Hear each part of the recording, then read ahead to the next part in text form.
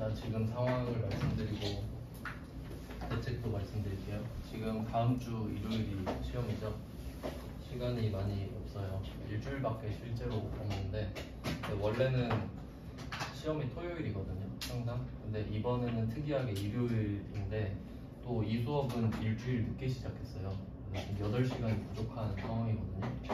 그래서 물리적으로 시간이 부족하니까 그 다음 주 토요일도 시간이 있긴 있는 거잖아요.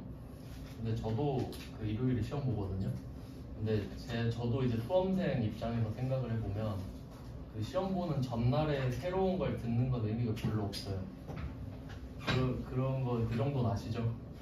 그때는 이미 알고 있는 걸 정리하는 단계란 말이죠. 그래서 다음 주 토요일 수업을 하는 것보다는 제가 그 원래 마지막 시간에 해야 될 거를 그 재생 목록에 넣어놨거든요. 그러니까 저번 수업 때 찍어놓은 거. 그래서 그걸 최대한 빨리 이제 사람마다 들을 수 있는 시기가 다르니까 가능하시면 이번 주 주말에 들으면 제일 좋겠죠. 그걸 진도를 다 여러분이 끝내버리시고 그냥 평일에는 이제 기출문제를 풀 수 있도록 그렇게 하는 게 낫지 않을까 생각을 해서 그 재생 목록에 가보시면은 그 전산회계 1급 12월 개강 이렇게 있을 거예요.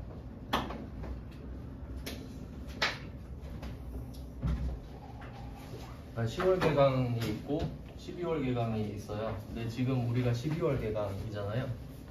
근데 그 저번에 10월 개강에 했던 거를 여기에도 넣어놨단 말이에요. 여러분 볼 수 있게. 그래서 그게 그 장부조회인데 이게 마지막 진도거든요. 장부조회 1에서 3개 합치면 한 2시간도 안 돼요. 그래서 요거를 여러분이 그냥 따로 들으시는 게 낫지 않나 생각해서. 그러니까 이걸 다음 주 토요일에 듣는 것보다는 여러분이 알아서 그냥 지금 들을 수도 있잖아요. 그래서 요거를 알아서 들으시고 다음 주 토요일은 수업하는 게 별로 의미가 없다 생각해서. 그리고 기출문제도 3개 올려놨거든요. 알고 계신 분도 있을 수 있지만 기출문제 3회분 올려놨어요. 저번 시험이 117회였는데 116회부터 114회 이렇게 3회분이 있어요. 그래서 이 2개는 여러분이 그냥 따로 들으시는 게 낫겠다 생각이 들어서 이번 주 오늘 내일은 최대한 중요한 거 위주로 좀 진도를 빼드리고 요거는 알아서 들으실 수 있죠? 네, 토요일날 수업하는 게 저도 좀 미안하기도 하고 해서 저도 공부할 거예요. 저는 오전 시험이라서 여러분 3시에 시험 보시죠? 네. 저는 9시 반인가 시험 보더라고요.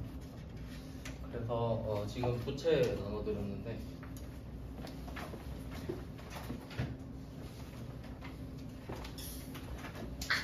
남은 거 그럼 일단 알려드릴게요. 뭐 할지. 일단 오늘 내일 중에 할 거는 부채 지금 나눠드린 거.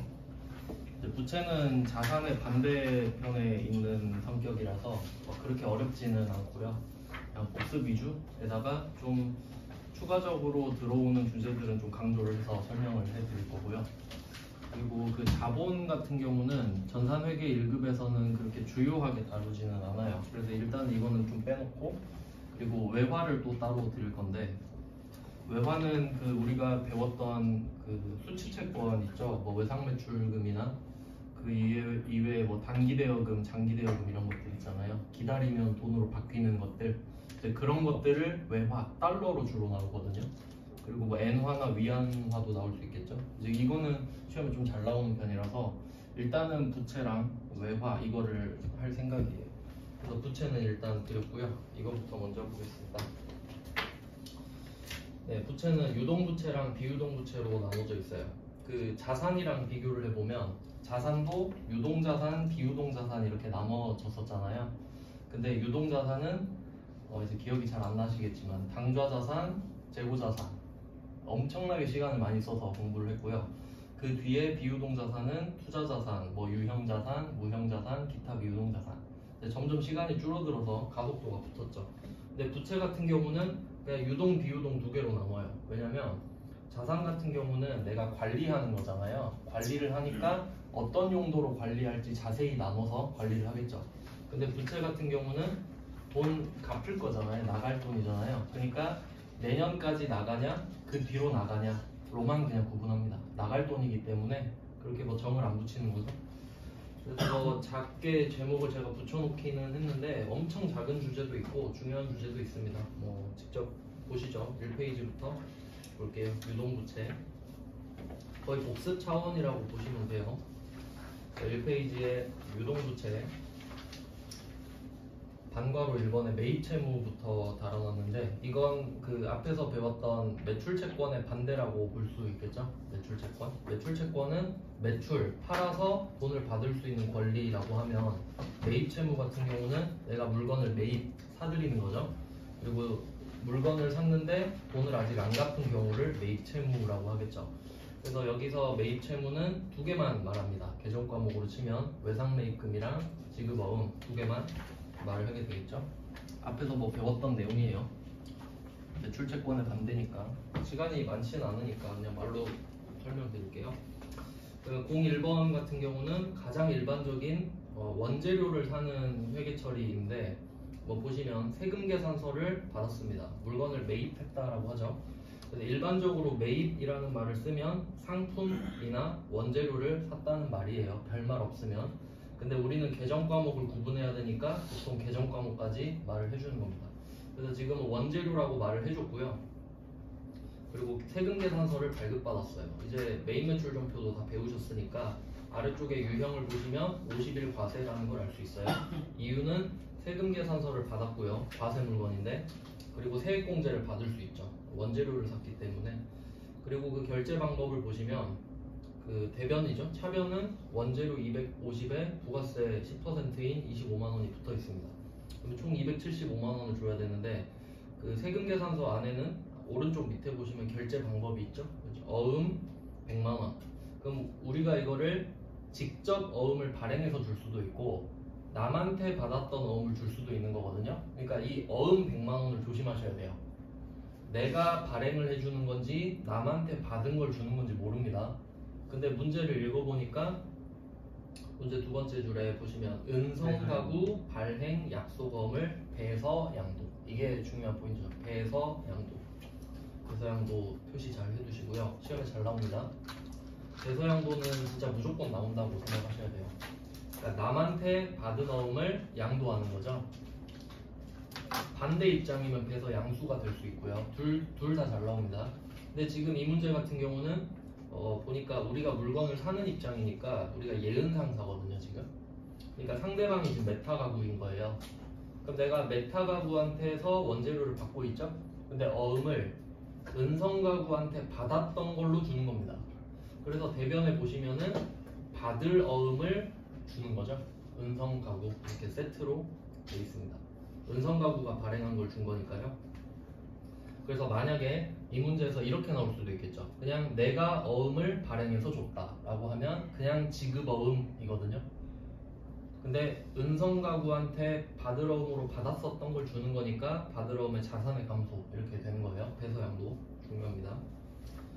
그 다음에 나머지 175만 원은 일단은 1개월 뒤로 지급하기로 했다. 외상매입금이 되겠죠. 간단한 통계고요. 그래서 지금 이 외상매입금이 여기서 매입채무다 이걸 말씀드린 거고, 이 외상매입금 대신에 지급어음이 올 수도 있는 거죠. 그러니까 그 자리를 설명해 드리려고 1번 문제를 넣습니다. 그 다음에 02번으로 가보시면 그 외상매입금 2,500, 지금 금액은 다르지만 같다라고 생각을 하시고 자리 위주로 보세요. 그러면 01번은 매입매출점표잖아요. 그래서 매입매출점표는 애초에 거래처를 맨 위에 적어놓기 때문에 아래쪽에 개정 과목도 그 거래처가 자동으로 적용되거든요. 근데 02번은 일반점표입니다. 왜냐면 이 외상매입금이라고 지금 부채로 걸려있는 걸 갚는 거예요. 그러니까 후속 조치에 불과하거든요. 그러니까 지금 거래가 다르긴 하지만 원래대로라면 01번과 02번을 묶어서 하나의 거래인 거죠. 왜냐면 01번에선 돈을 다 안 줬잖아요. 그러니까 02번에서 남은 돈을 해결하는 겁니다. 그건 일반점표에서 끝내는 겁니다. 그러니까 최초의 물건을 사고 파는 게 매입 매출인 거고, 그게 아니면 일반점표로 마무리를 하는 거죠. 그래서 뭐 02번 같은 경우는 2,500 없애고 보통예금 500을 줬고, 자, 나머지는 채무를 면제받았다. 자, 요거 표시하세요. 채무 면제 이익. 가끔 나옵니다. 빈도수가 높지는 않지만 얘는 이름을 생각을 못해서 틀리는 경우가 좀 있겠죠. 뭐 자주 나오는 건 아닙니다만 뭐 말 그대로 이름을 잘 떠올리셔야 돼요. 채무를 면제받았다. 얘는 외상매입금이라는 채무를 면제받은 거고요. 나중에 보면은 그 단기 차입금에서도 나오기도 해요. 그래서 뭐 그냥 채무를 면제받을 수도 있구나. 상대방이 그러니까 포기한 겁니다. 2,500을 받아야 되는데 2,000이라도 제대로 받으려고 500을 포기해 준 거예요. 아니면 이제 실무에서는 접대 목적으로 포기를 해주는 경우도 있어요. 일부러. 근데 그건 채법 관련이고 우리는 회계니까 그냥 현상만 봅니다. 그 다음에 03번 외상매출금 470만원과 외상매입금 580만원을 상계. 상계가 앞에서 몇 번 나왔는데 이거는 퉁치는 겁니다. 그냥 그 부호로 설명을 드리면 여러분 입장에서 외상매출금은 플러스죠. 받을 돈이에요. 받을 돈 470을 좀 받아야 된단 말이에요. 그리고 외상매입금은 갚을 돈이겠죠. 나갈 돈. 근데 이거 두 개를 퉁치는 겁니다. 이게 가능하려면 일반적으로 거래처가 같아야 되거든요. 흔하진 않은 경우인데 그러면 내가 580 줘야 되고 470 받아야 되니까 뭐하러 580을 줬다가 470을 또 받겠어요. 그냥 거기서 퉁치자 이런 말 하겠죠 서로. 그래서 차변의 외상매입금 해운 이거 580은 부채 마이너스 이렇게 좀 써두시면 참고하실 수 있겠죠. 내 부채가 줄어드는 겁니다. 지금 외상매입금이 차변에 있는 거는. 부채는 원래 대변에서 증가하잖아요. 그 다음에 외상매출금 대변에 보시면 외상매출금 해운 이거는 자산의 감소가 되겠죠. 자산 감소. 그러니까 내 부채를 없애면서 내 자산도 없애는 게 퉁치는 거죠. 근데 금액이 안 맞잖아요. 내가 110 더 줘야 되거든요. 그러니까 이거를 당좌수표를 발행 지급했다. 이건 뭐 그냥 기본이죠. 당좌수표를 발행 지급한 건 체크카드 결제한 거랑 똑같다 그랬죠. 그 통장 이름이 당좌예금입니다. 그 다음에 04번으로 가보시면 2번, 3번은 외상매입금이라고 가정을 했을 때고요. 그 다음에 04번 같은 경우는 지급어음일 때 가정하고 똑같습니다. 그냥 이거를 당좌수표를 발행 지급했다. 자리는 똑같죠. 역시 차변의 지급어음은 부채의 감소가 되겠습니다. 그래서 일반전표는 지금 그 거래처를 꼭 써줘야 된다는 게 포인트예요. 일반전표는 거래처를 써야 하는 것만 쓰는 거니까. 그래서 그 거래처 써있는 거 참고 잘 하셔야 됩니다. 그 다음은 05번이죠. 05번 문제는 나라로부터 원재료 143만원 부가세 포함. 이제 이 정도는 좀 기본적으로 아시죠? 이 문제는 그 01번을 그냥 떠올리시면 되는 거예요. 그러니까 01번 같은 거래가 있었다. 근데 그 거래가 143만원이었다. 이 얘기를 하는 겁니다. 그래서 돈을 갚겠다는 소리겠죠? 그래서 이 지급하지 못한 외상매입금을 결제하는 겁니다. 똑같은 내용이 나오네요. 대신으로부터 받은 약속어음 배서양도 또 나왔죠? 그래서 이제 차이를 한번 보시면 01번도 배서양도고 05번도 배서양도잖아요. 근데 01번은 내가 원재료를 사면서 바로 배서양도 한 거죠. 바로 원재료를 받는 순간. 근데 05번은 일단 외상으로 킵해놨죠. 외상매입금을. 근데 그거 갚을 때 되니까 그걸 다시 배서양도로 한 거예요. 그러니까 시간을 끌다가 배서양도를 한 거죠. 얘는. 그래서 일반전표로 해결이 됩니다. 그래서 역시 01번이랑 마찬가지로 대변에 받으러음 그리고 다른 거래처가 나오죠. 배서양도의 특징입니다. 1페이지는 뭐 이런 내용이고 간단한 내용이죠. 그 다음에 2페이지로 가볼게요. 2페이지는 미지급금인데 이 미지급금은 앞에서 배운 매입채무랑 매입채무 안에 외상매입금이랑 지급어음 있었죠. 그 상관관계를 잘 아셔야 되는데 그 매입채무라는 거는 개념이고요. 매입채무라는 개념 아래에 계정과목으로 외상매입금이 있고 지급어음도 있는 거죠. 근데 이 두 개랑 반대되는 계정과목이 통째로 미지급금인 거예요. 그래서 이거 잘 틀린다고 말씀드렸죠. 어떻게 틀리는 건지 한번 보겠습니다. 그럼 06번에 투자 목적으로 경주로부터 부동산을 샀다 이렇게 돼 있는데 문제가 조금 완성도가 낮긴 하지만 자, 투자 목적으로 부동산을 사면 계정과목이 투자 부동산이죠. 그러니까 원래 부동산은 토지랑 건물이 대표적인데 여기서는 아예 그냥 헷갈리지 말라고 토지, 건물 이렇게 말하지도 않았고 그냥 부동산이라고만 말했죠. 투자 부동산 쓰란 소리예요. 틀리지 말라고. 그래서 뭐 투자 부동산을 찾는 게 첫 번째겠고 그리고 얘를 외상으로 매입했다 하면 이 투자 부동산은 원재료도 아니고 상품도 아니기 때문에 절대로 외상 매입금이 나오면 안 됩니다. 그래서 미지급금을 써야 되는 이유를 지금 방금 말씀드린 거죠. 그래서 미지급금 이게 두 번째 포인트가 됩니다. 그리고 원래는 이 거래는 매입 매출 전표에 와야 맞겠지만 옛날 문제라서 그냥 대충 뭉개가지고 계정 과목만 물어보는 문제로 냈던 겁니다. 참고만 하시고요. 그 다음에 07번 이거는 리스라서 그냥 넘어가도 될 것 같아요. 리스는 전산세무 1급에만 나오고요. 우리는 볼 일이 없어요. 그 다음에 08번으로 내려가 보시면 이게 최근 문제인데 약간 낚시 문제입니다.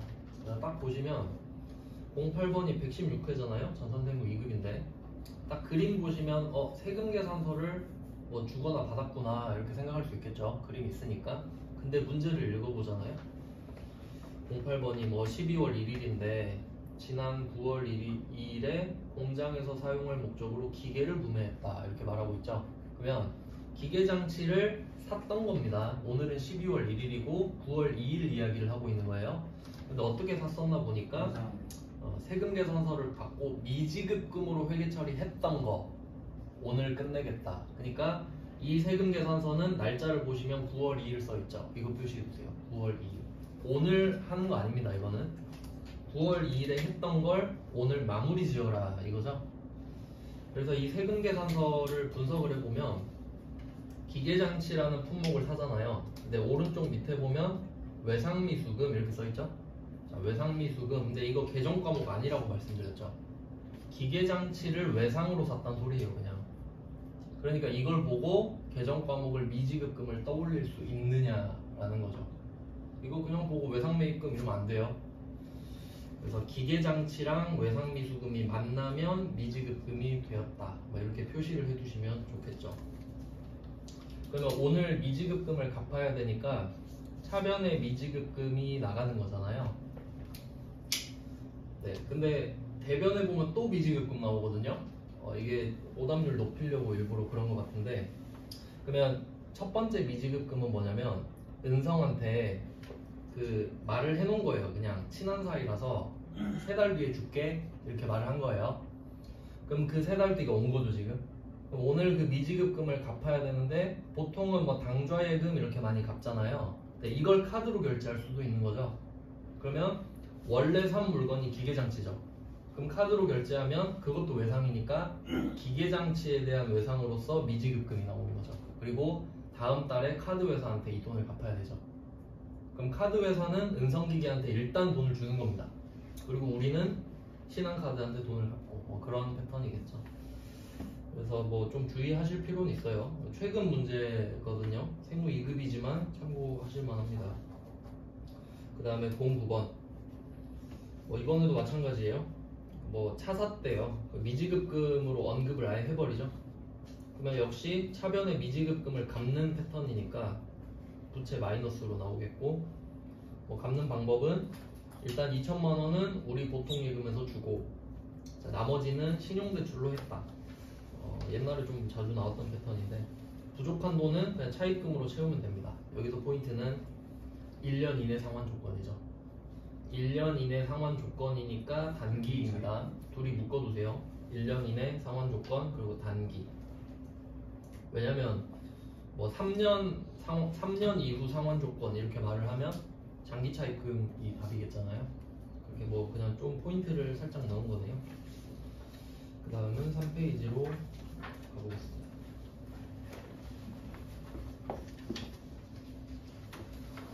자, 이거는 선수금인데 선수금은 그냥 옆에 좀 하나 적어두시면 매출계약금이라고 참고로 적어두시면 됩니다. 매출계약금.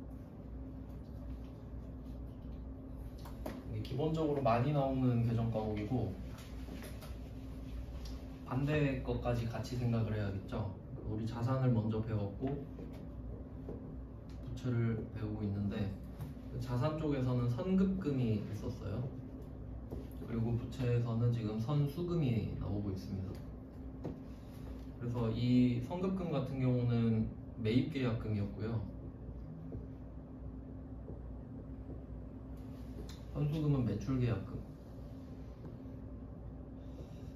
이 계약금 이슈는 굉장히 일반적인 사건이기 때문에 문제에서 잘 나옵니다. 단독 문제로 잘 나와요. 그러니까 계약금을 줬다 받았다 이렇게 잘 냅니다, 문제를. 왜냐면 이거 헷갈려서 많이 틀리거든요. 그러면 그 이름에서 찾는 법 한번 생각해 보면, 자, 선급금이잖아요. 그러니까 이건 지급금이에요. 돈을 주는 겁니다. 그러니까 이게 좀 헷갈리실 수 있는데 저는 처음에 회계 배울 때 이렇게 생각했거든요. 결국 회계는 거래에 대한 건데 돈이랑 물건만 움직이거든요. 그러면 지금은 돈 이야기하죠. 그럼 돈을 내가 지급하잖아요. 그럼 물건은 와요. 내가 돈이랑 물건을 같이 주는 경우는 없어요. 돈을 주는 이유는 물건을 사려고죠. 그러니까 지급하는 이유가 매입하려고잖아요. 그럼 이걸 찾아내. 그럼 내가 물건을 사야겠다는 건 알았어요. 돈을 주니까. 근데 선이 붙었죠. 그럼 이거는 물건을 사기 전에 돈을 준 거거든요. 그러니까 선자가 붙었으니까 계약금이구나. 이런 식으로 찾을 수 있어야 돼요. 그럼 반대는 수금이니까 돈을 받는 거죠. 그럼 돈을 받는 이유는 물건을 주겠지. 매출이겠지. 먼저 받은 거예요. 계약금이 되는 거죠. 이런 식으로. 뭐 계약금은 안 헷갈리실 테니까 수금이랑 급금을 생각하면서 돈의 방향을 먼저 잡고 물건 방향은 반대. 이렇게 생각하셔야 안 헷갈립니다. 선수금. 그러면 뭐 돈을 받겠죠. 한번 내용을 볼게요. 10번. 3페이지에 10번. 1월 22일에 한강물산에 제품을 800만 원에 판매하기로 계약하고입니다. 계약할 때는 회계 처리 안 해요. 왜냐면 계약 파기될 수도 있잖아요. 그러니까 계약은 그냥 참고사항이고 20%가 포인트죠. 그러니까 지금 800만 원에 팔기로 했는데 20%를 먼저 받았다 이 말이잖아요. 그러니까 800만 원 곱하기 20%인 건 아시죠? 두 개만 표시해 두세요. 800만 원 20%. 둘이 묶어두신 거겠죠? 그러니까 그냥 일반적인 독해 문제죠. 아주 간단한 독해 문제. 돈을 받았대요. 당좌예금 계좌로 받았으니까 차변에 당좌예금 들어오고 대변에 선수금. 그리고 참고로 이 선수금 같은 경우는 좀 특이한 부채인 게 뭐 말씀드렸었는데, 부채는 보통 돈이 나가잖아요. 근데 얘는 물건을 줘야 될 의무가 생기는 거죠. 그러니까 돈이 나가는 게 아니라 물건을 줘야 될 의무입니다. 뭐 비금전 부채라고도 하는데, 비금전 채무라고 하는데 그냥 그렇게까지 깊게 내진 않고요. 참고만 하시면 됩니다. 그러니까 부담스러운 부채가 아니라 우리한테 좋은 부채라는 거죠. 매출액으로 바뀌니까. 11번으로 내려가 볼게요. 자, 11번은 제품을 팔았어요. 그러면 10번이랑 11번을 묶어서 생각하시면 되거든요. 10번은 계약금만 받았던 거죠. 그리고 11번은 오늘 물건을 주는 날이라고 한번 해봅시다. 그러면 뭐 11번 문제 금액은 다르겠지만, 그럼 제품 1억을 팔았어요. 부가세 1000만원까지 1억 1000을 받으려고 하겠죠. 대변은 완성이 되어 있습니다. 근데 이 거래는 10%를 받았었나 봐요. 그러니까 정확히는 110분의 10이죠. 그러면 이때 1억 1000을 다 받을 수는 없겠죠. 1000만원은 이미 받았을 테니까. 그래서 10번 문제 대변에 선수금이 잡혀 있잖아요. 부채의 증가죠. 근데 이게 11번으로 내려오면서 차변으로 바뀌었죠. 부채의 감소죠. 그러니까 나는 이제 물건을 줘야 될 의무가 사라졌잖아요. 지금 줬으니까. 뭐 그런 느낌입니다. 그래서 둘이 연결돼 있다 보시면 되고, 얘는 아무래도 선수금이다 보니까 일반전표에서 붕괴를 먼저 하나 찍고 거래처 써야 되죠. 그리고 11번으로 가면은 매입매출전표로 거래를 마무리하는 겁니다. 물론 아직 바드러움 때문에 거래가 끝나진 않았고, 그리고 참고로 11번에 보시면 차변에 선수금, 바드러움에 지수산업이 둘 다 써있잖아요. 근데 실제로 여러분 입력하실 땐 이거 안 써도 되죠. 이미 써져 있죠. 왜냐면 지수산업을 쓰고 시작하기 때문에. 그 다음에 12번으로 가보시면 네, 요거는 조금 특이한 경우인데요. 그냥 이 문제는 12번 문제는 선 발행 세금 계산서 발급 이걸 표시해 볼게요. 선 발행 세금 계산서를 발급. 그러니까 원래는 물건 줄 때 발급해야 되거든요. 11번처럼. 근데 우리 시험에서는 아마 나온 적은 없을 건데 그냥 참고로 알아두세요. 계약금을 지금 계약금을 받고 있잖아요. 근데 세금 계산서 달라고 하면 먼저 줄 수도 있습니다. 12번은 시험 범위는 아니라고 보셔도 될 것 같아요. 넘어갈게요. 이제 중요한 거 나오네요. 4번 4페이지에 예수금입니다. 예수금은 반대편에다가 선납세금이라고 참고로 적어주시면 돼요. 그러니까 뭐 반대 계정을 알고 있으면 공부할 때 좀 편하잖아요. 지금 예수금을 배우고 있는데 이 반대가 선납세금입니다. 이것도 꽤 많이 틀립니다. 왜냐면 둘이 성격이 아예 달라 보이잖아요. 방금 알려드렸던 선수금이랑 성급금 같은 경우는 이름이 약간 세트 느낌이 나잖아요. 받았다 줬다. 근데 얘는 완전 좀 다른 느낌이죠. 근데 그래도 굳이 찾아보면은 숫자가 받을 숫자죠. 뭐 돈 받은 느낌이죠, 수금. 근데 여기서는 납이 있잖아요. 납부 이거 주는 거죠. 어쨌든 뭐 굳이 찾자면 그렇게 되는데 한번 볼게요. 예수금은 반대가 선납세금이고 언제 나오냐면 내가 그 상대방 개인한테 돈 줄 때 원천징수하는 경우가 나올 겁니다. 그러면 그런 경우 그래서 이걸 인건비라고 생각하셔도 돼요. 인건비. 자, 13번, 14번은 세트로 묶어도 돼요. 13, 14는 같은 문제인데 옛날 문제 하나, 최근 문제 하나 넣습니다. 자, 13번 문제는 일용직 근로자 표시하세요. 14번도 일용직 직원 표시하시고요. 13, 14 둘 다 일용직 들어가죠. 그러니까 이게 우리 직원이 아니라 어쩌다 한번 쓸 수 있잖아요. 알바 하루만 쓰고 그럴 수 있죠.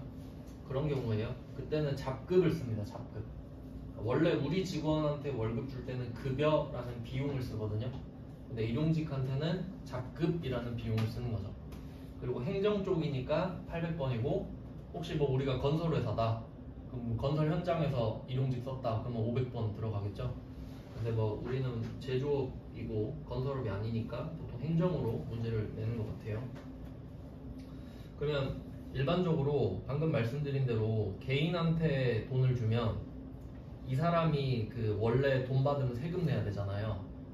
근데 세법을 모른다고 국세청은 생각하기 때문에 돈 주는 사람 우리 있죠. 우리한테 원천징수를 하라 그래요. 근데 13번 같은 경우는 2명인데 1인당 일당 15만 원이죠. 10만 원이죠. 참고로 알아두세요. 지금 현재 그 일용직 근로자한테 돈 하루 주는 거 있잖아요. 15만 원 비과세입니다. 일당 15만 원 비과세예요. 참고로 그냥 적어두세요. 그러니까 13번 문제에서는 이걸 알고 있다면 그냥 세법 지식으로 풀 수 있는 거죠. 그냥 15만 원 이하네? 그러면 뭐 원천징수 할 필요 없겠다. 그래서 답이 이렇게 깔끔하게 끝나는 거고요. 네, 14번은 최근 문제인데 보시면 일용직 직원들 42만 원이죠. 그럼 한 명당 얼마인지 모르거든요. 그러니까 옆에 설명 붙여놨죠. 일용직에 대한 고용보험료 등의 원천징수액은 발생하지 않는다. 그러니까 예를 들면 14만 원씩 3명 줬다. 뭐 이런 식으로 문제를 낼 수도 있지만 이렇게 주는 게 우리 수준에 맞는 거죠. 세법 모르니까. 그래서 답이 똑같아지는 겁니다. 원천징수 할 필요 없는 거죠, 금액이. 그 다음에 15번 갈게요. 15번은 영업사원 직무교육에 대한 강사. 이것도 강사를 어쩌다 한번 부른 거니까 약간 그 위쪽이랑 비슷해요. 일용직이랑 비슷한 느낌이거든요. 근데 명분이 교육인 거죠.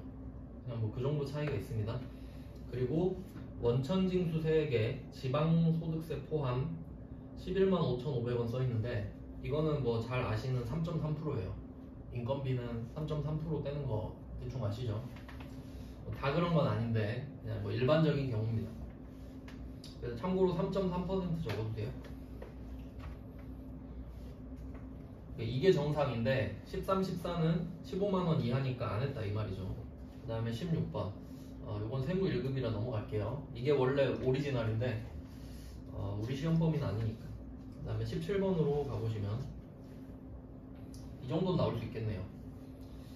17번 하나주로부터 차입한 장기차입금. 자, 여기서 포인트는 돈을 빌렸거든요. 근데 하나주가 은행이 아니죠. 그러니까 은행이 아닌 사람한테 돈을 지금 빌린 겁니다. 자, 그리고 이자 비용을 200을 주는 거예요. 그러면 얘한테 200을 줘요. 자, 근데 이때도 원천징수를 하게 됩니다. 27.5%라고 돼 있는데, 그러니까 이게 가끔씩 시험에 나오니까 그냥 말씀드리면, 원래는 이자가 15.4%거든요. 원래는. 근데 은행이 아닌 곳에서 빌리면 27.5%를 내야 됩니다. 그래서 뭐 내용 보시면 차변의 이자 비용 200인데 이거를 다 주는 게 아니라 여기에 27.5% 내가 떼어놓고 내주는 겁니다. 얘 대신에. 그리고 나머지 145만원만 주는 거죠. 그러니까 이 55만원은 원래 구해야 되는데 답을 그냥 알려줬죠. 그 다음에 18번으로 갈게요. 그러면 지금 위쪽 여기까지는 우리 직원이 아닌 사람들한테 돈 주는 겁니다. 원천징수는 기본적으로 하는 거예요. 근데 이제 18번으로 가면은 우리 직원이에요. 우리 직원. 한번 내용을 보시면 18번 9월 30일에 9월분, 그러니까 9월 한 달 동안 일한 거를 지금 9월 마지막 날에 주는 것 같아요. 회계 처리를 해라. 보통 예금으로 줬대요. 자, 얘는 표시할 거만 딱 알려드릴게요. 지금 맨 왼쪽에 보시면 영업 생산 다르게 돼 있죠. 그럼 우리 회사에서는 영업부가 있고 생산부가 따로 있는 것 같은데, 그러면 번호가 달라집니다. 비용이기 때문에. 그래서 답 보시면은 800번은 급여를 쓰거든요. 그리고 500번은 임금이라고 써있죠. 그 참고로 임금 밑에 급여라고 하나 또 써도 돼요. 이게 우리 직원 월급 줄 때 계정 과목인데 원래는 급여라는 계정 과목이 800, 500 다 있거든요. 그러니까 급여 800은 전혀 고민할 이유가 없겠죠. 한 개밖에 없거든요. 근데 500은 고민이 되겠잖아요. 임금 급여. 그래서 문제에서 말해준 거예요. 표시해두세요. 문제 두 번째 줄에 임금을 사용하여 붕괴하기로 한다. 이걸 표시해두세요. 이건 문제에서 말했으니까 그렇게 하는 거예요. 그러니까 여기서는 500번 급여 쓰면 틀립니다. 말을 해놨기 때문에. 그래서 지금 금액을 한번 매칭을 시켜보시면은 그 왼쪽에 영업 박흥민 보면 기본급 240, 직책수당 10 써있죠. 두 개 묶으세요. 240이랑 10을 묶으세요. 그러니까 뭐 여러분도 나중에 뭐 월급을 지금 받고 계시거나 나중에 받게 되면은 이게 명세표가 있을 거 아니에요. 근데 회계 입장에서는 기본급 240, 직책수당 10 이게 의미가 없어요. 그냥 250을 줬다는 게 회계예요.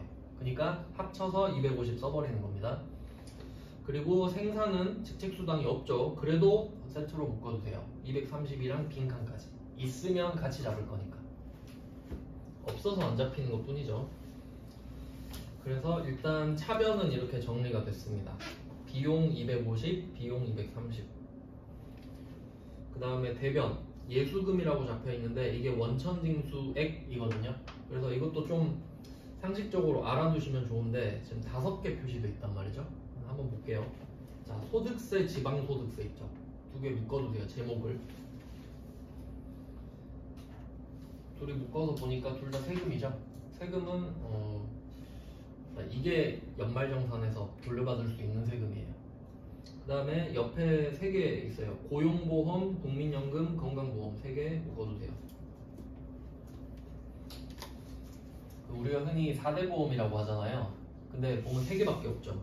고용보험, 국민연금, 건강보험. 1개가 더 있는데 원래 산재보험이 있어요.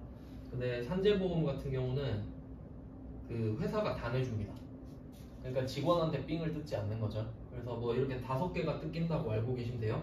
그러면 여기서 뭘 표시하시면 되냐면 그 합계랑 공제계가 만나는 칸 있죠. 445890 이걸 표시해 두시면 돼요.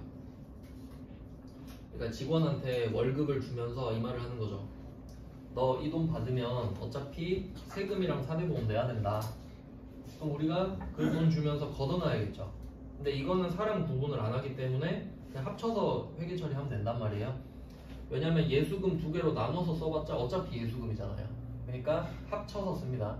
그래서 동그라미 지금 3개가 있나요? 박흥민 240, 10 하나, 차이찬 230 빈칸 하나, 그리고 공제계 합계 445890 이 3개만 알고 계시면 돼요. 그래서 이게 예수금이 되잖아요. 부채입니다. 그러면 우리는 이 돈을 빼고 주겠죠. 그러면 차감 수령액 합계 마지막이 4354110인데 이건 찾을 필요 없죠. 컴퓨터가 찾아줍니다. 그리고 여기서는 보통예금으로 지급한다고 했기 때문에 그 금액이 보통예금이 되는 거죠. 그래서 이거 뭐 좀 나오는 편입니다. 월급 주는 거. 네, 이거는 반드시 숙지를 하셔야 돼요. 그 다음은 19번 5페이지로 가볼게요. 이제 같은 문제들인데 19번 정도까지 대비하시면 돼요. 18, 19 이 두 문제 정도만. 그러면 바로 찾아볼게요. 19번. 자, 왼쪽은 엄성철 생산부고요. 생산부. 오른쪽은 영업부죠. 일단 계정 과목이 다르다. 왼쪽은 500, 오른쪽은 800이죠. 그래서 답 보시면 임금 또는 급여 500 이렇게 써있죠. 아무 언급을 안 했기 때문에 언급이 없으면 둘 다 정답 처리되는 거예요. 근데 정확히 언급을 했으면 그게 답인 거죠. 그래서 뭐 이번에도 지급액 180 하나 표시해 두시고 왼쪽에 지급액 총합이 180이죠. 그리고 오른쪽 지급액 142만원. 옛날 문제라 금액이 좀 작네요. 그리고 공제계가 이번에 나눠져 있죠. 그럼 이번에는 두 개를 연결해서 쭉 묶어주시면 돼요. 왼쪽에 공제계 158840이랑 오른쪽에 공제계 117400이랑 쭉 묶어서 합쳐서 예수금 쓰면 되겠죠. 그러니까 이게 회사마다 급여 명세서 왁구가 다르기 때문에 문제마다 다르거든요. 그러니까 일부러 제가 다른 거 두 개를 넣은 이유는 어떻게 나와도 찾을 수 있어야 된다. 공제계를 찾아라 이거죠. 그리고 마찬가지로 지급총액 합치면 되겠죠. 뭐 굳이 할 필요는 없습니다. 그 다음에 20번이랑 21번은 좀 옛날 문제거든요. 뭐 요새는 이렇게 안 나오는 것 같으니까 그냥 참고만 하시고 넘어가도 됩니다. 20번, 21번은 요즘 트렌드는 아니에요. 그 다음에 22번으로 가볼게요. 여기부터 좀 잘 나옵니다. 그러니까 이게 문제가 세트로 구성이 되는데 보통 그 급여를 지급하면 지금 보셨듯이 원천징수를 하잖아요. 두 개는 세트라고 보시면 돼요. 급여를 지급했다는 거는 원천징수를 했다라고 보시면 됩니다. 그러면 원천징수를 한 거는 직원 대신에 직원이 낼 세금을 갖고 있는 거잖아요. 이유는 내주려고죠. 그러니까 요거를 원천징수액을 납부하는 게 당연히 연결되겠죠. 그러니까 이 두 문제는 세트예요. 세트. 근데 사실 이 뭐 1번이 있고 2번이 있다라고 했을 때 출제율은 얘가 더 높습니다. 원천징수액 납부. 근데 이것만 할 수가 없잖아요. 이걸 1번을 알아야 2번을 알죠. 그러니까 2번을 알기 위해 1번을 설명드린 거예요. 2번이 시험에 잘 나오니까. 그래서 22번 문제는 지금 원천징수 한 거를 내는 겁니다. 뭐 줄을 한번 쭉 그어 두셔도 좋겠죠. 22번 위에서 경계를 하나 만들어 두셔도 좋을 것 같아요. 주제가 바뀐 겁니다. 근데 소주제라서 제가 굳이 제목을 바꾸진 않았고요. 그러면 내용을 보시면 9월 10일 이렇게 돼 있죠. 참고로 그 8월 월급을 줬다고 하면요, 그러면 다음 달 10일까지 내야 돼요. 그러니까 항상 원천징수한 걸 다음 달 10일까지 냅니다. 그러니까 날짜는 그냥 참고하시고, 자 이때 급여를 지급하면서 원천징수한 소득세 16만 원을 BC카드로 납부했다. 그럼 뭐 아까 보셨듯이 대변에 예수금으로 잡혀 있다 보니까 그 중에 소득세 파트만 예수금으로 지금 차변으로 빠지면서 부채는 마이너스죠. 아까 보셨던 것처럼 카드 결제했으니까 미지급금 BC카드입니다. 이유는 원재료나 상품이 아니기 때문이죠. 뭐 이 정도면 좀 쉬운 편입니다. 여기는 소득세 표시하셔야 돼요. 소득세. 소득세는 쉽거든요. 소득세는 예수금으로 끝났죠. 근데 모든 문제가 이런 게 아닙니다. 자, 6페이지로 가보시면 23번이랑 24번은 연결해 둘게요. 둘이 똑같은 문제입니다. 23, 24. 그러니까 이런 문제가 나오면 오답률이 좀 높아지거든요. 그래서 그냥 이런 건 좀 선택을 하시면 될 것 같아요. 자, 한번 볼게요. 자, 23번은 국민연금 보험료죠. 자, 이것도 둘 다 표시해 둘게요. 그러니까 이게 왜 좀 어렵게 느껴지냐면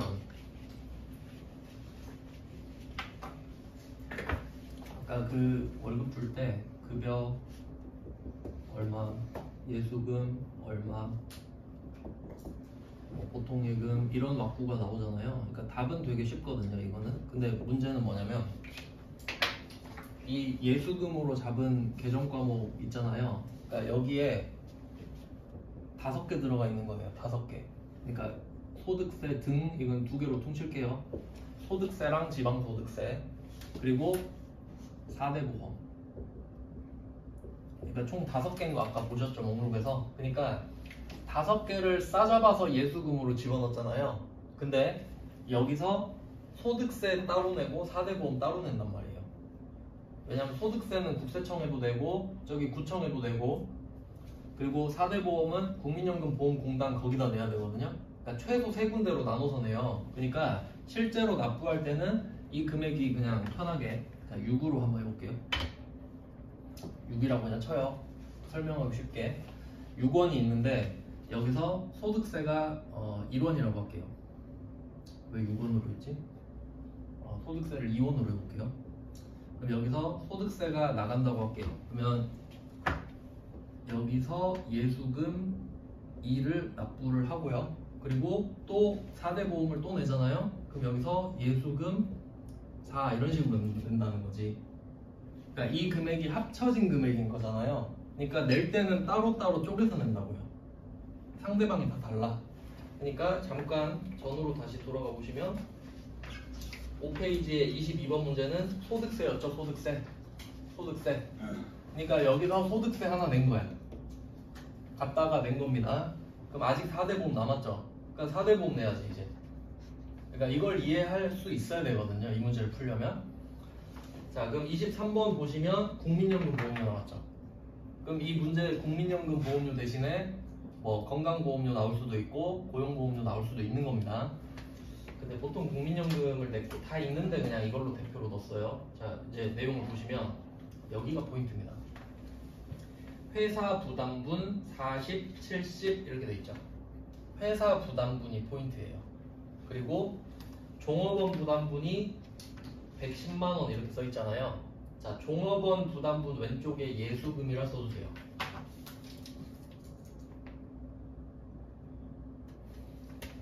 그럼 이제 어려운 이유를 말씀드릴게요. 그러면 이 예수금이 원천징수라고 말씀드렸잖아요.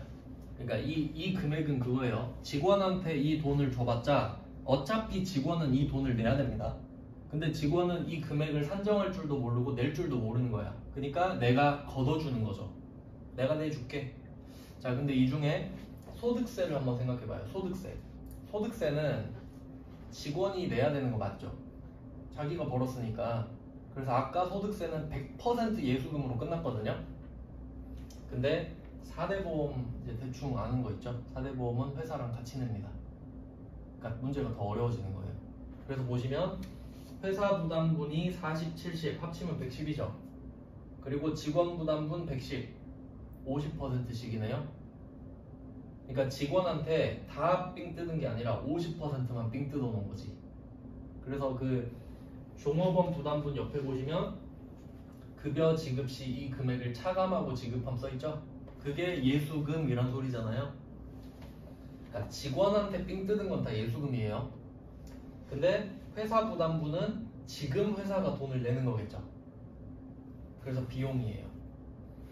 근데 이 비용을 뭐라고 쓸까 하니까 박스 안에 세 번째 줄 보시면 세금과 공과로 회계 처리한다 돼 있죠. 말 그대로 그냥 세금이랑 공과금 할 때 이 계정 과목을 쓰는데 그래서 그 답을 보시면 좀 퍼센트를 써두시면 좋을 것 같아요. 예수금 110만원 오른쪽에 빈칸 살짝 있죠? 거기에 50% 써두시고, 그리고 세금과 공과 두 개를 합치세요. 40이랑 70. 그리고 묶어서 50% 써두시면 딱 반띵 했죠. 그리고 생각을 해보세요. 이 직원들이 내야 될 보험료가 220이거든요 총. 근데 110은 뜯어서 내니까 안 아깝죠 회사 입장에서. 근데 110은 어때요? 지금 내고 있잖아. 그러니까 비용이지. 그래서 4대 보험료가 더 어렵습니다. 왜냐면 소득세는 100% 예수금이었죠. 그래서 그 참고로 아까 그 5페이지의 22번은 예수금 옆에다 그냥 100% 이렇게 써두시면 비교가 좀 되겠죠. 그러니까 여기서 퍼센트는 뭐냐면 직원 부담률인 거예요. 세금은 직원이 전부 다 부담하는 거 맞잖아요. 회사가 세금 내주는 회사 없죠? 그러니까 소득세는 예수금이 100%인 거지. 그래서 4대 보험은 뭐 이런 식이고, 그리고 그 세금과 공과를 쓰라고 했잖아요. 지금은 그 고민할 필요 없는 게 쓰라고 했죠. 그리고 참고로 제가 어제 기출 분석하면서 나온 거 하나 더 알려드릴게요. 세금과 공과 그 따로 빈칸에 하나 좀 적어두세요. 세금과 공과 쓰는 문제가 상공회의소 회비 이거 나온 적 있거든요. 상공회의소 회비 문제 나오면 세금과 공과 써라 이거예요. 800번. 이건 그냥 외우면 맞히는 문제거든요. 근데 뜨문뜨문 나와요. 상공회의소 회비는 뭐 어떤 거냐면, 상공회의소 아시죠? 그 커말 시험 보는 곳. 이게 그 상업하는 사람이랑 공업하는 사람이 모인 거예요 그냥. 그래 뭐 거기 회비 내면 뭐 세금과 공과 쓰니까 참고로 같이 알아두시고, 밑에 여기 이 페이지까지만 쭉 볼게요. 24페이지 보시면은 똑같이 국민연금이잖아요. 국민연금. 근데 차이가 있다면 그 왁구를 한번 좀 보시면은 23번은 생산직 직원이랑 영업부 직원 한 명씩 넣었죠. 일부러 세금과 공과 두 개 넣으려고 500, 800 따로따로 있죠. 근데 24번은 뭐 몇 명인지 모르겠는데 그냥 본사만 넣었죠. 그러니까 세금과 공과가 500번은 안 나오겠죠. 자, 그리고 금액을 한번 따져보면 이번에도 예수금 40만원 옆에 50% 써두시면 되겠고, 세금과 공과 옆에 50% 써두시면 되겠죠. 그럼 어쨌든 이렇게 반띵해서 80을 냅니다. 근데 이번엔 카드 결제했죠. 근데 카드 결제하니까 수수료를 또 내래. 그럼 80을 긁은 거니까 80에 1%를 지금 그냥 8,000원이라고 했군요. 옛날엔 퍼센트로 냈는데. 그러면 수수료 비용은 카드 수수료가 되겠죠. 그래서 카드 결제했으니까 미지급 하나 카드. 그래서 그 23번이 전형적인 4대 보험료 납부인데 24번 문제 보시면 116회죠. 저저번에 나왔어요. 그러니까 최근에는 이렇게 실무에 가깝게 내거든요. 왜냐면 카드 결제가 더 많을 거 아니에요. 그래서 참고하시고, 그 다음에 25번은 원래 이게 오리지널 문제인데 이건 그냥 참고하세요. 안 나옵니다 이렇게는. 여기까지 봐놓고 10분 정도 쉬고 마무리하겠습니다.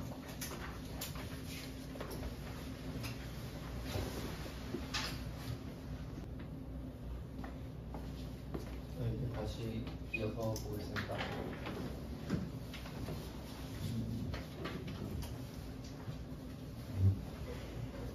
이제 7페이지이죠. 네, 하면서 그 중요하다고 말씀드린 거는 조금 더 강약 조절하셔서 공부하셔야 됩니다. 네, 방금 나온 것 중에는 이제 급여 지급하는 거랑 연결되는 4대 보험 납부, 그죠? 4대 보험 납부가 좀 중요한 편이에요. 여기서는.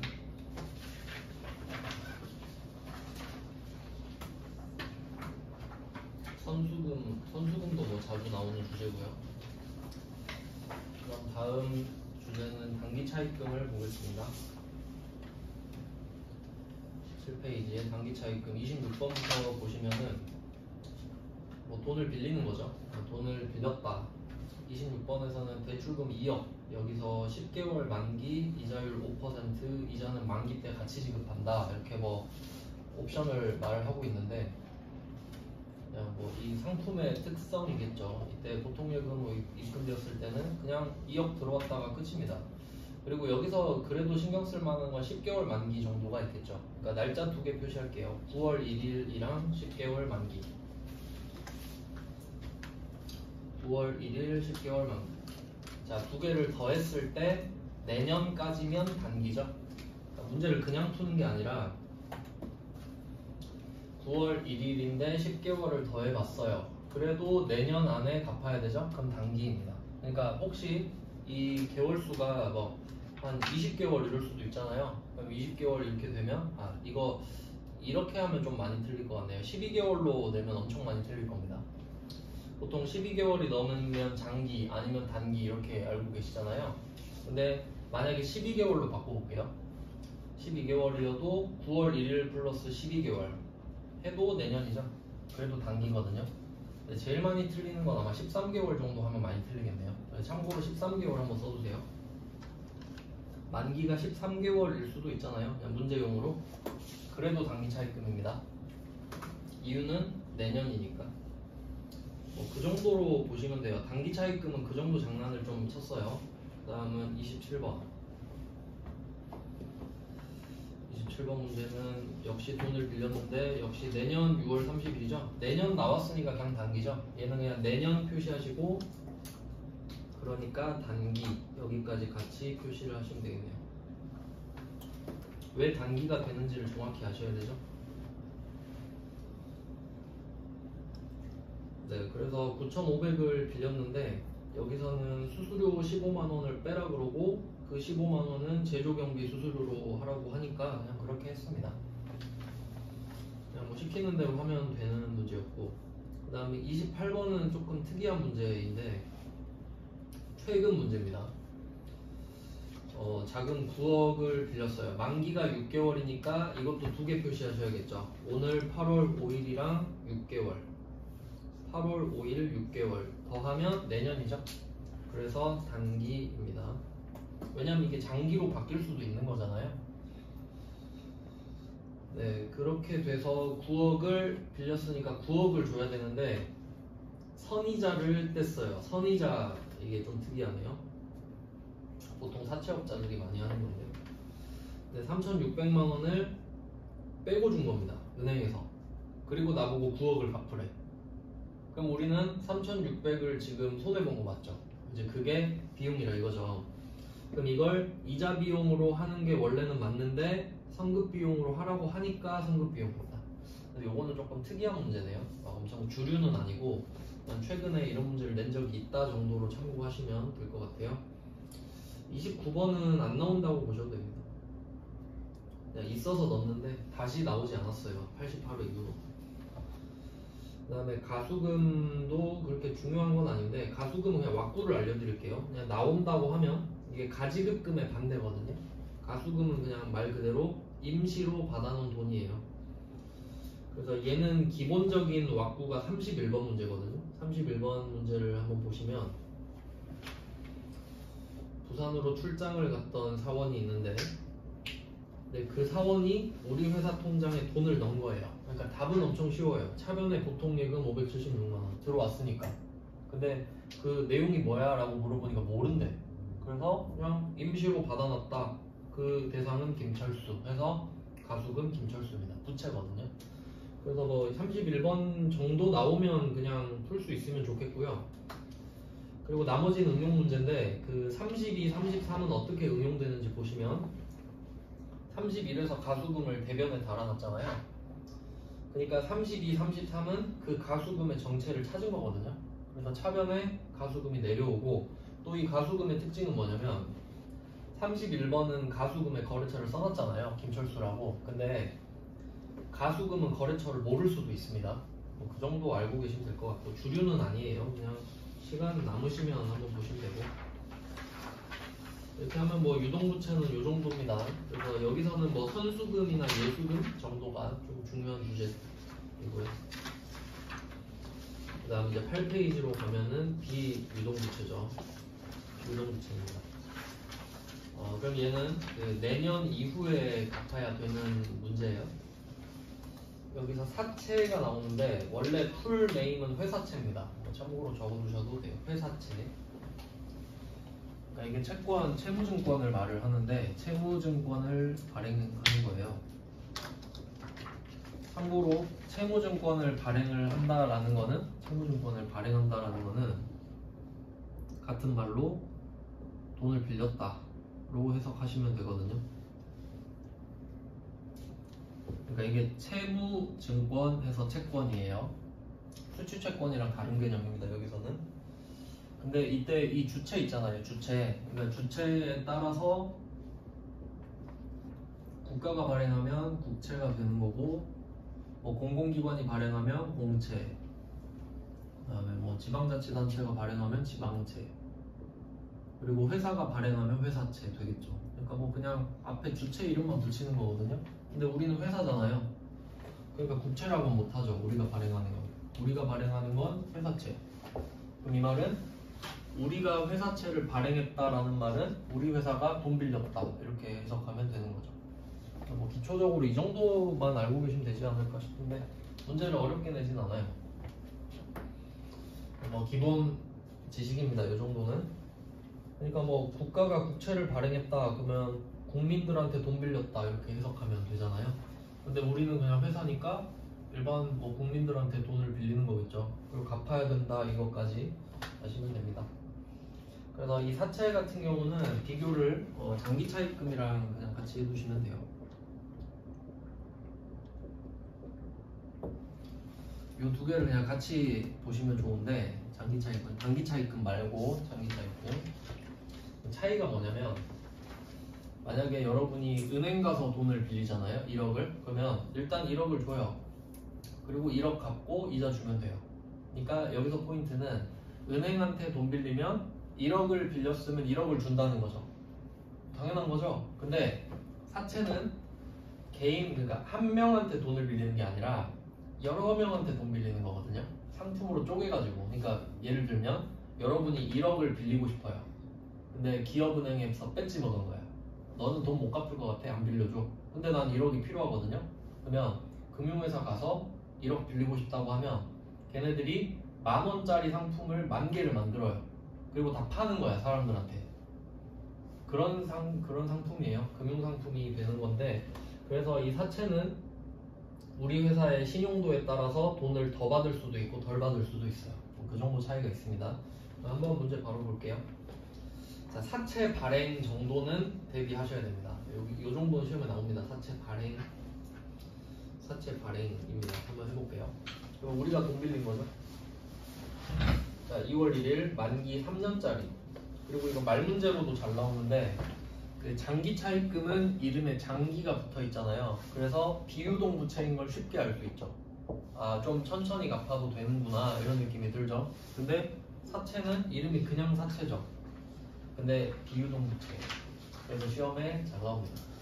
이유는 이거 발행하려면 수수료를 많이 줘야 되거든요. 그래서 일단 시험 문제 나오면 보통 3년, 5년 이런단 말이에요. 그래서 3년 참고하시면 되겠죠. 3년짜리라 써있죠. 3년 뒤에 갚아야 돼요. 그 다음에 액면 금액 5천만원 이렇게 써있는데 그냥 뭐 좀 보조적으로 써두시면 액면 금액에다가 줄 돈이라고 써두시면 돼요. 줄 돈. 그러니까 우리가 줘야 되는 돈. 액면 금액이라는 건 약속이에요. 그러니까 우리 화폐도 5만원 써있으면 5만원이라고 약속한 거잖아요. 그게 액면이에요. 액면은 약속이에요. 자, 근데 4,800만원의 발행이라고 되어 있죠. 그러니까 이게 발행 금액이거든요. 정확히 말하면 그 답에 보시면 보통예금 4,795만원이 있죠. 여기다가 발행 금액이라고 쓸게요. 4,795만원에다가 발행 금액 이렇게 쓰시고, 발행 금액은 받은 돈이라고 쓰세요. 받은 돈. 그러니까 장기 차입금은 받은 돈이랑 줄 돈이 일반적으로는 같다고 말씀드렸는데 사채는 다를 수가 있거든요. 한번 보시면, 그래서 사채 5천만원 대변에 부채가 찍히는 거예요. 왜냐면 우리 5천을 줘야 되니까. 5천을 줘야 된다. 근데 받은 돈이 원래는 4,800 받아야 되죠. 이거 애초에 돈을 덜 받아요. 그러니까 우리는 5,000을 갚아야 되는데 4,800을 받은 겁니다. 그럼 일단 200은 이자인 거죠. 아까 선이자 떼인 것처럼. 그리고 거기다가 수수료 5만원 또 나가. 그러면 4,800을 받을 수 있는 것도 아니죠. 그래서 4,800 빼기 5만원이잖아요. 그 금액이 보통 예금인 거예요. 이 정도 하실 수 있겠죠? 그러니까 그냥 빼는 겁니다. 들어오는 돈을 찾는 거예요. 자, 그러면 나머지 금액이 B잖아요. 5,000에서 그 금액이 자동으로 사채 여기서 할인 표시할게요. 사채 할인 발행 자금에서 할인만 표시해도 돼요. 그러니까 지금 사채를 싸게 판 거죠. 그러니까 우리는 손해 본 거죠. 어쩔 수 없어요. 우리가 신용 등급이 낮아서 그래요.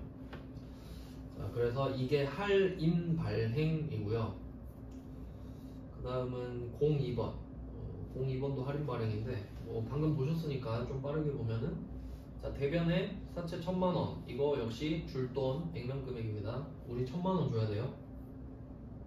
그 다음에 950밖에 못 받았죠. 보통 예금 950. 자, 이렇게 됐는데 얘는 특이하게 사채 발행비 10만원이 발생했는데 현금으로 따로 줬죠.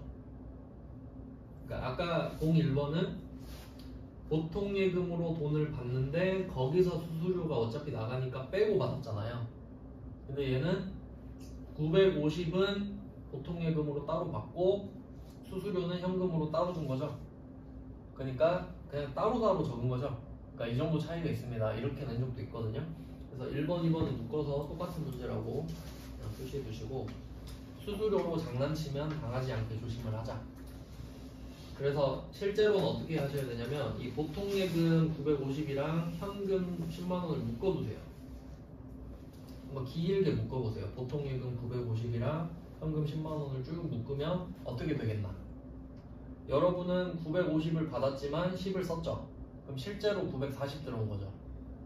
그러니까 1000 빼기 940 하니까 60이 됐잖아요. 할인. 그러니까 이렇게 문제를 낼 수도 있습니다. 그 다음에 03번. 03번은 액면가액 2,000짜리를 2,100에 발행한 거예요. 드디어 돈을 더 받았습니다. 그래서 차변에 보시면 보통 예금 2,100 있는데 얘도 수수료를 따로 현금으로 지급했죠. 그럼 얘도 보통 예금 2,100이랑 현금 80만원을 묶어보세요.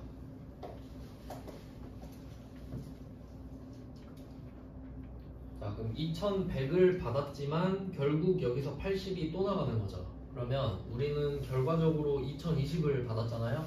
그러면 20만원만 더 받은 거죠. 그래서 사채 할증 발행 차금에서 할증만 표시해 두시고 아마 여러분은 이 정도 안에서 문제를 낼 거고요.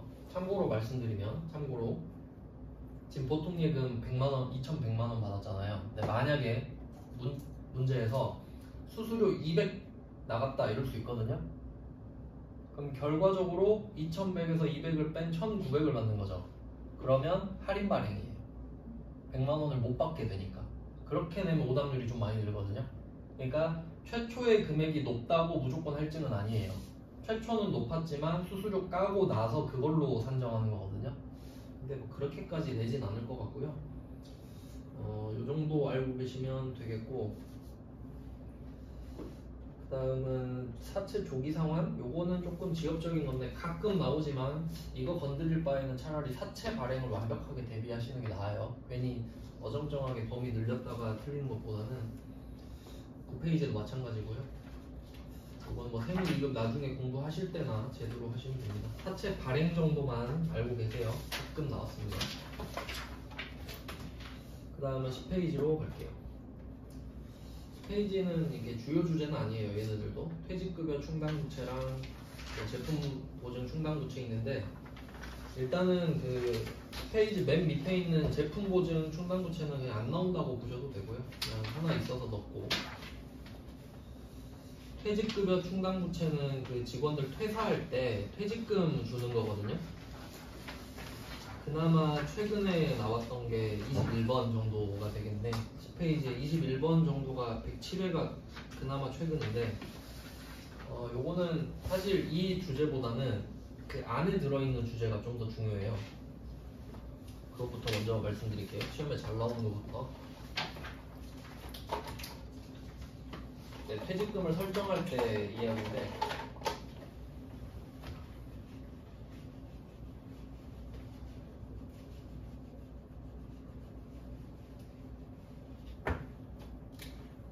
이게 시험에 잘 나옵니다. 확정급여형 DB형. 이건 진짜 잘 나와요. 거의 3번 보면 2번은 나올 정도로.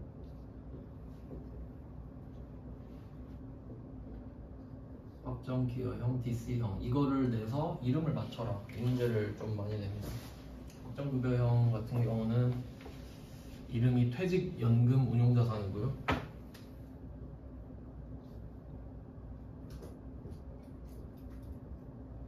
퇴직금 관련된 거라서 퇴직연금 운용자산, 성격은 자산.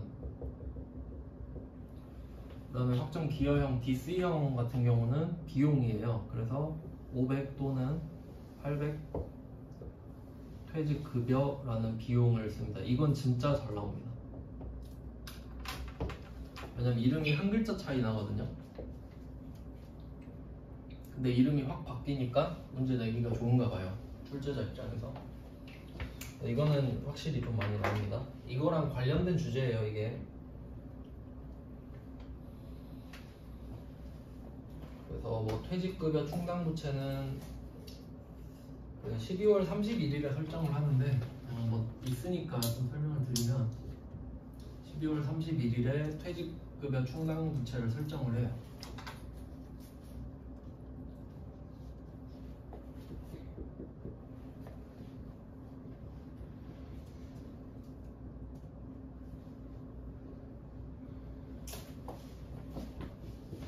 이런 식으로 12월 31일에 설정을 하는데 이게 무슨 의미가 있냐면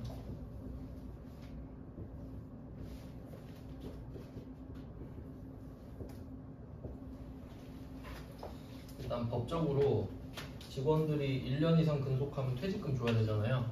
그러면 회사 입장에서는 일단 12월 31일이 되면은 계산을 하는 거예요. 지금 직원들이 다 퇴사하면 얼마 줘야 되지? 그러니까 그걸 추가적으로 매년 보태는 겁니다. 그래야 알고 있을 거 아니에요. 아, 그러면 전 직원 다 퇴사하면 몇 억 나가겠구나. 알고는 있어야죠. 대비는 안 하더라도. 그러니까 이 퇴직급여 충당부채는 그게 얼마인지 알고 있자는 거예요. 직원들 다 퇴사하면 얼마지? 그걸 확인하는 게 퇴직급여 충당부채입니다.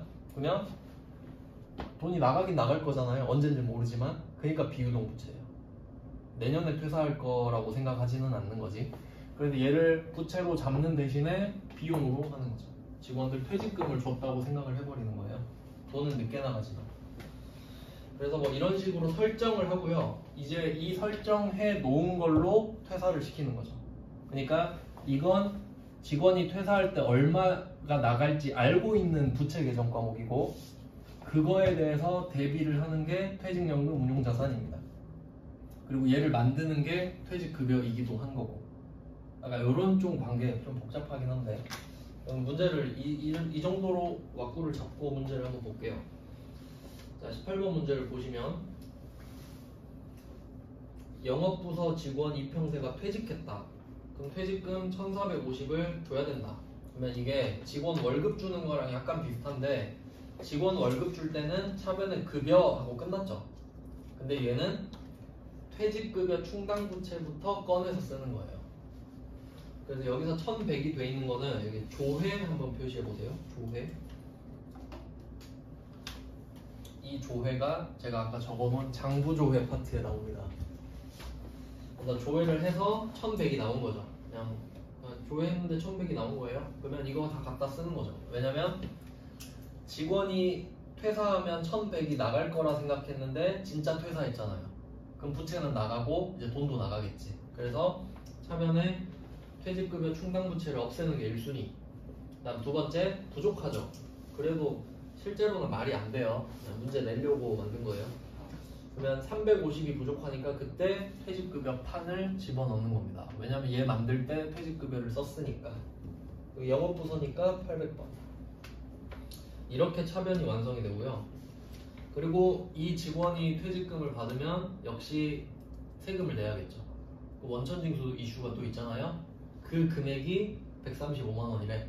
그럼 아까 보셨던 것처럼 예수금으로 또 삥 뜯고 줘야겠죠. 그래서 예수금 135만 원 하고 나머지 돈을 주는 겁니다. 그러니까 직원 월급 주는 거랑 약간 느낌이 비슷한데 차변만 조금 더 고려를 하시면 돼요. 뭐 이런 내용이 있고, 그 다음에 19번도 한번 보시면 어차피 똑같겠잖아요. 근데 여기서는 문제에서 아예 까버렸죠. 퇴직급여 충당부채 400 있다. 그럼 400 적어라 이 말이죠. 차변에 400 적어라. 근데 50이 부족하잖아요. 왜냐면 지금 그 퇴직연금 운용 계좌에서 300 주고 보통 150 줬으니까 대변이 완성이 돼버리거든요. 뭐 그냥 이런 식으로 문제를 냈다는 거죠. 그냥 차대변 맞추는 놀이거든요. 그래서 뭐 굳이 보신다면 한 18, 19 정도가 그나마 현실감 있는 문제고 20번, 21번은 그냥 참고용으로 넣습니다. 뭐 중요한 주제도 아니고요. 야, 이런 게 있구나 보시면 돼요. 다음은 11페이지로 가보겠습니다. 11페이지는 장기 차입금입니다. 장기 차입금 자체는 그렇게 중요하지 않은데 뭐 일단 한번 볼게요. 자, 11번 10월 30일 5년 후 두 개 표시해 볼까요? 10월 30일 5년 후. 이건 뭐 100% 장기죠. 왜냐하면 내년까지가 될 수가 없잖아요. 그래서 아까 말씀드렸듯이 여러분은 이것만 딱 기억하세요. 차입금 나왔다 그러면 10월 대충 이 정도가 문제 내기 좋거든요.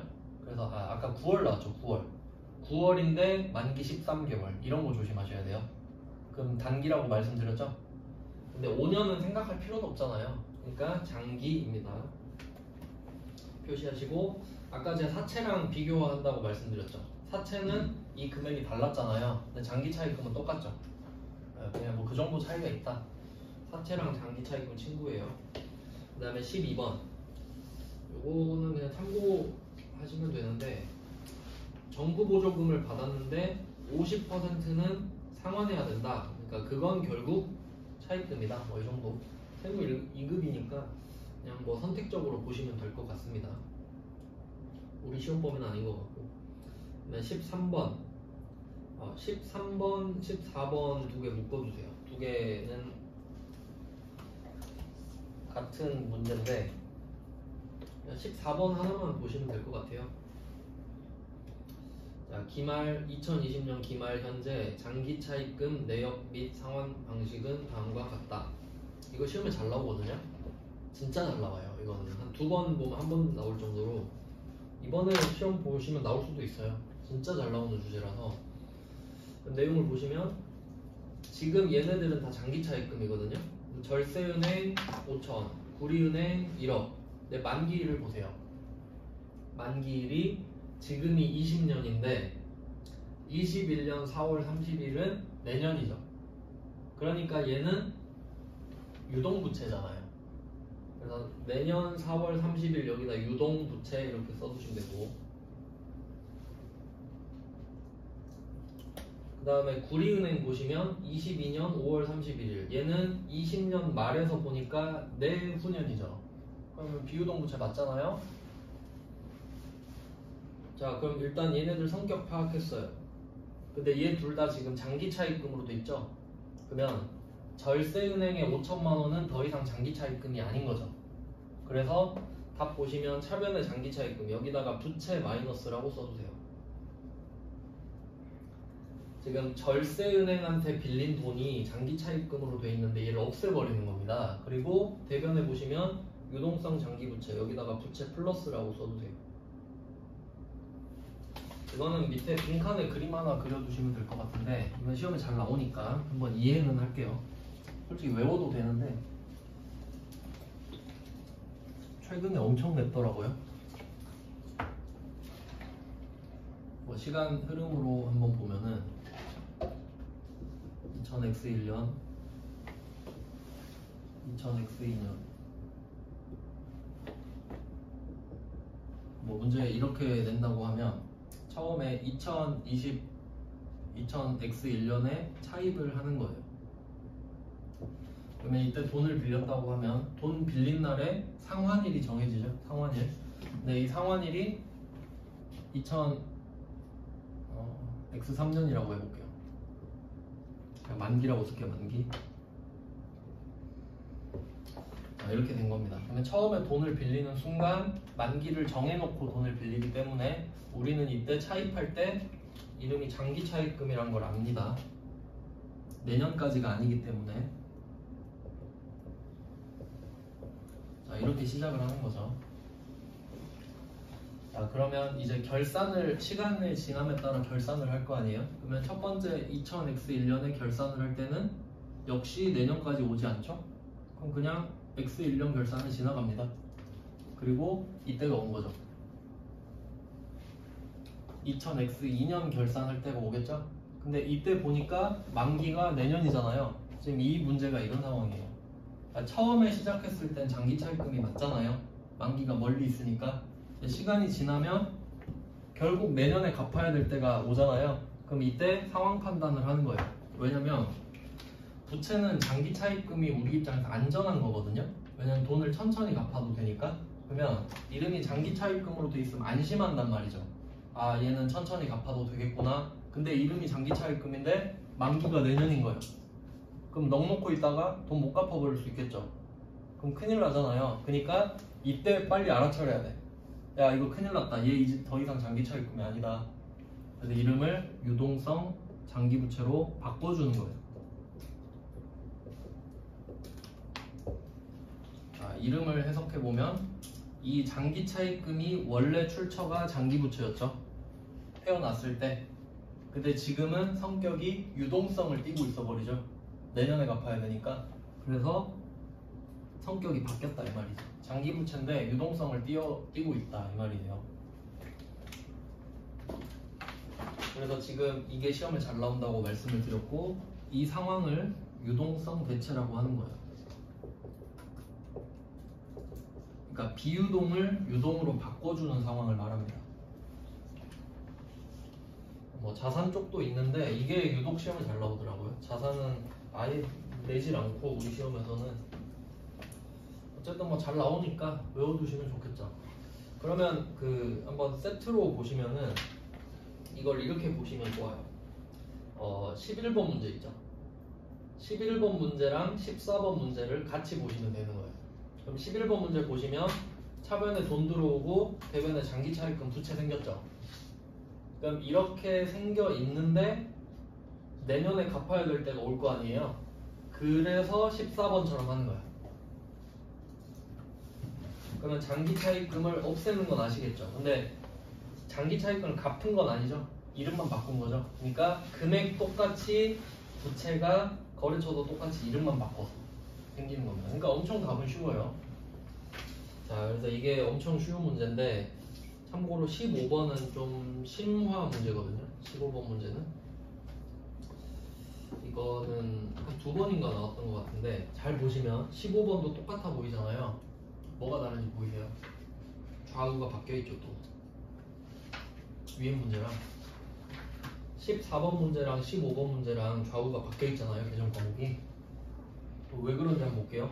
15번 문제는 전기의 유동성 장기부채로 대체를 했죠. 전기에 이미 이걸 했다고. 이걸 했는데 근데 내가 도저히 돈을 못 갚을 것 같아서 가서 빌었어요.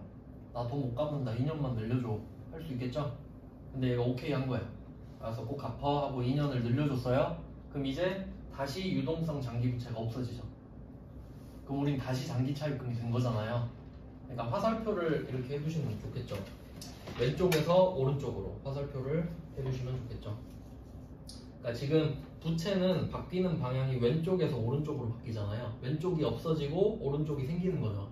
근데 15번도 마찬가지지. 이번엔 위험한 부채인 유동성 장기 부채가 사라지고 안전한 장기 차입금이 다시 생기는 거잖아요.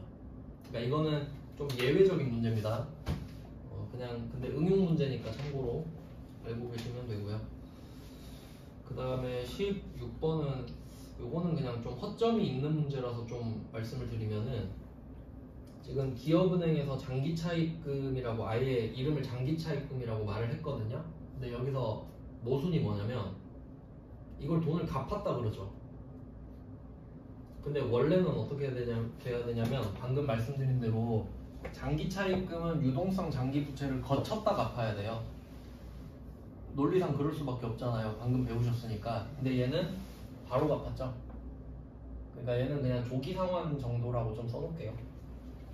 16번은 조기 상환이라고 말을 붙이면 말은 되거든요. 그냥 내가 빨리 갚을 수도 있잖아요. 유동성 장기 부채 되기 전에. 그냥 뭐 이런 적도 있었다 참고하시면 될 것 같아요. 그 다음에 임대보증금. 요거는 네, 이것도 좀 나오면 좀 어려워하실 주제인데 이것도 좀 중요하다고 생각할 수 있거든요.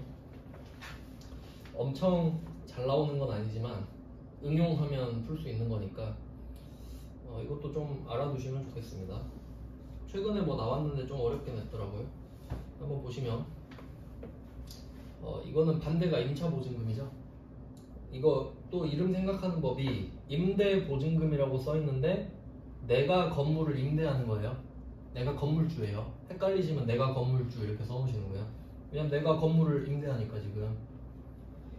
자, 그럼 건물을 내가 임대한다는 걸 알았어요. 그럼 보증금은 받아야겠죠. 근데 이 보증금은 받았지만 줘야 되죠.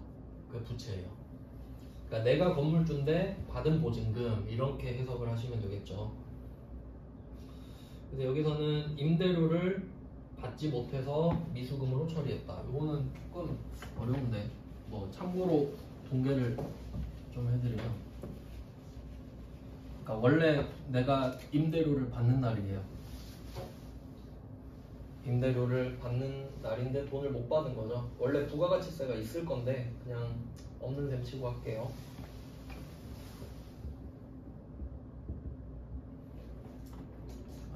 정확히 그래도 금액을 맞춰놨으니까 원래는 이런 분계를 했을 거란 말이죠. 내가 돈을 받아야 되는 날인데 이때 수익을 인식하고 돈을 못 받았지만 부가세도 내야 돼요. 돈 받기로 한 날에 보통 내기 때문에. 자, 이렇게 분계를 일단 찍어 놓는 거예요. 월세를 받는 날에. 근데 상대방이 계좌이체로 해주면 얼마나 좋겠어요? 근데 좀만 기다려달래. 그러니까 이걸 미수금으로 처리를 한 거예요. 돈을 못 받은 상태인 거죠.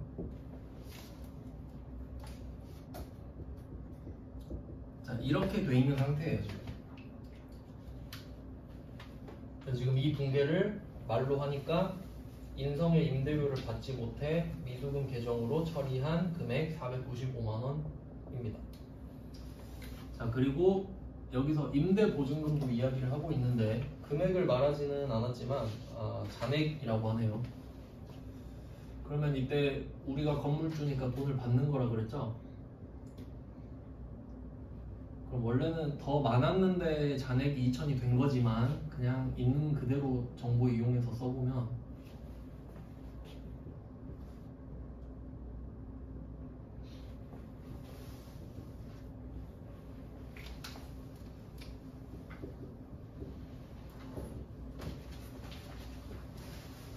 앞에 이런 두 개의 분계가 생략되어 있다는 걸 알 수 있어요. 내가 건물주니까 임대보증금은 받았겠고, 받았으니까 임대보증금 이야기할 수 있겠죠? 그리고 임대료를 받지 못해서 미수금 처리했다. 그러면 지금 이슈는 이거네요. 이 돈을 받고 싶은 거잖아요.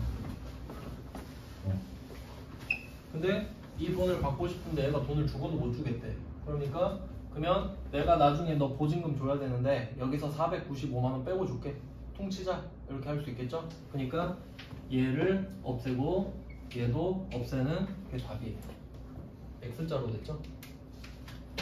네, 떨렁이 답만 써있으면 좀 어렵잖아요. 그러니까 보통 임대보증금, 임차보증금 나오면 이렇게 연결해서 내거든요. 그러니까 이 왁구를 잘 기억해 두세요. 보증금 나오면 이렇게 낼 확률이 높아요. 최근에 낸 문제도 이렇게 냈어요. 보증금이랑 얽혀가지고. 그래서 뭐 나오면 조금 어렵게 내니까 근데 왁구는 정해졌다. 내는 방식은 정해졌습니다. 이렇게 하면 뭐 부채는 이 정도입니다. 뭐 그렇게 어려운 내용은 없죠. 자산의 반대라 말씀드렸고 10분 정도 쉬고 이제 외화를 나눠드릴게요. 외화도 시험 좀 잘 나오거든요.